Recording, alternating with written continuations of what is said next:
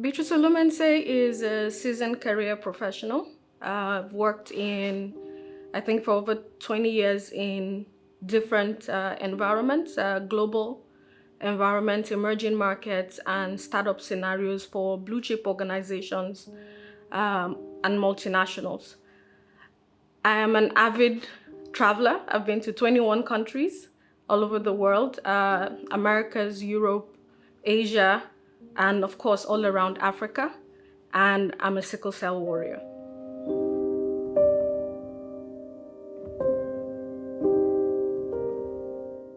My sickle cell journey has been something, I say it's a daily journey for every sickler, because you'll find that through life, your symptoms change as you grow.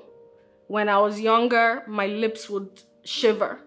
That's how I would know. They just shiver and go numb. That's how I'd know that, I'm not feeling well. As I got older, it became my tummy aches that would lead to, the pains. And right now, it's pretty much my shin that notifies me that something is going on. I am very, very lucky to have had a mother who probably searched, every nook and cranny for whatever medication was available to ensure that she sort of supported our journey. We're 4 kids. 3 of us have sickle cell. One is lucky because he's SC, so he doesn't get sick all the time. But my sister and I, we go through this constantly. She has 3 beautiful kids now, and obviously they're all well. None of them has sickle cell. Now, when you start out in life, obviously, you rely very heavily on your parents. And growing up, obviously, as a sickle cell patient, my parents cared very much for us and were always very protective. But then leaving secondary school, got to a point where it was then time to go to university. And unfortunately, at that point in time, I had 2 parents who were out of work. My mother had just, been retired from the State Secret Service, and my father, who had been, a business professional, had also just left his business to start, left his career to start a business. Now, obviously, that put a lot of financial tension on us as a family.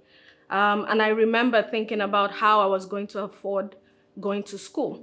I was part of the Catholic youth organization in church at the time, and we had been talking about it. And our leader at that point in time had actually talked to a few close friends of hers, of course, very happy that, I was going to go to the university. So I met with one of her friends, and she was talking to me. And then, I just murmured and said, well, I may not go.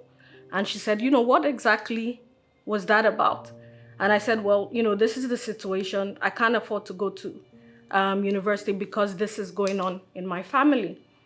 And she said, okay, she gave me a time and an appointment and said, come over to, her house.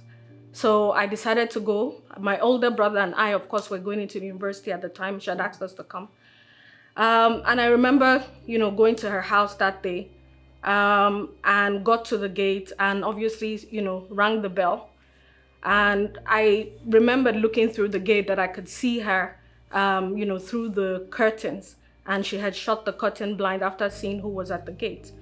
But then suddenly her help had come to the gate and just said, Madam is not at home. That, for me, was the biggest disappointment because at that point in time, that was my only hope to actually going to school. I remember I didn't even have enough transport money to go, back home. My friend lived not too far away, and my brother and I walked to her house, sat there for a bit. And we realized, okay, so her mother had given us some money. We walked the other rest of the way home because it only carried us as much. So my brother and I had to walk the rest of the way home. Got home. I remember I was just very angry and disappointed. My father wanted to have a conversation, but I think the first couple of days after that, I didn't want to speak to anybody. Eventually, when I calmed down, and my dad was like, look, what are you going to do now? Let's just sit and have, the conversation. And I remember my father saying, look, it can't be that expensive, right? I'm sure that there's other ways. I think by the time we got to the second year, it had become much harder, mainly because I was in the sciences. So clearly you needed a lot of money either for something or the other. And my brother had to actually work full-time. He was a cashier and then go to school full-time. So one evening we were sitting standing just outside my room, and we both looked at each other, and my brother said to me, I think I'm gonna drop out and just support you through school. And at that point I'm like, if you drop out, then I drop out. Like, it just doesn't make sense for us to sort of forfeit the goal. We have to do this together. And the reason why I held on to that was, unfortunately, I'd lost two of my very close friends just that year. And it felt like a very lonely journey. Sorry, excuse me.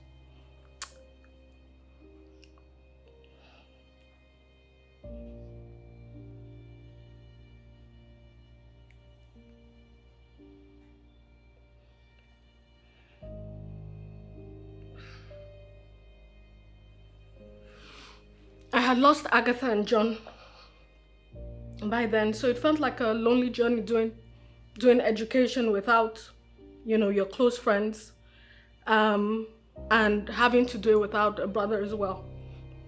And then luckily, I think towards the end of that year, I met my best friend, William. She knew how I was struggling, and then she decided, you know what, why don't you come and live with me?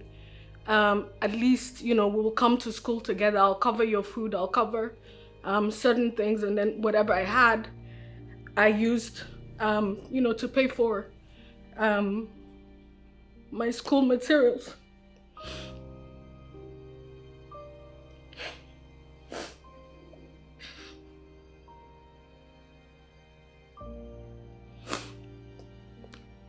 So that would be sort of the journey till I then got to my final year.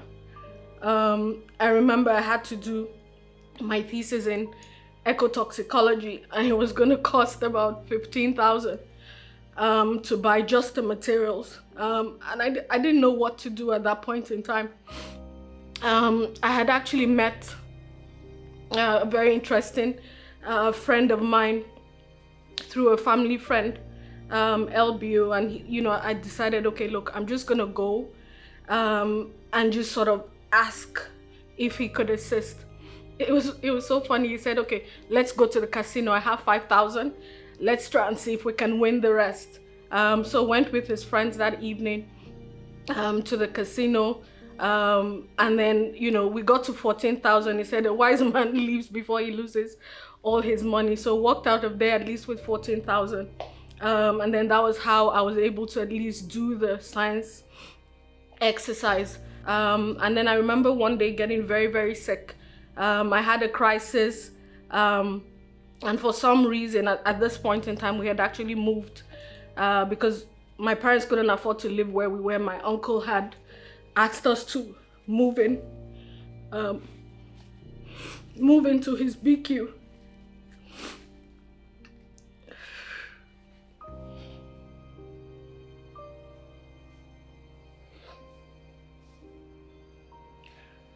So we couldn't afford to rent, so my uncle had asked us to move to his BQ at the time.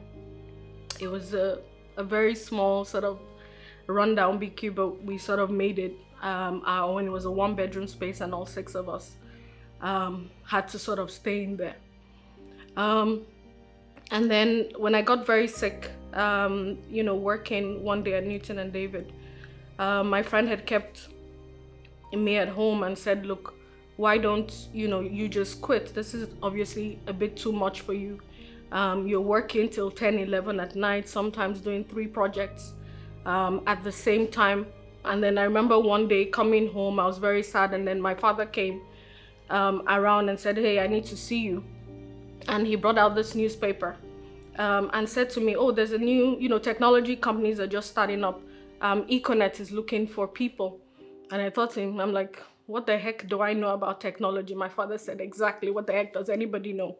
Why don't you just join them? Everybody's going to be learning at the same time.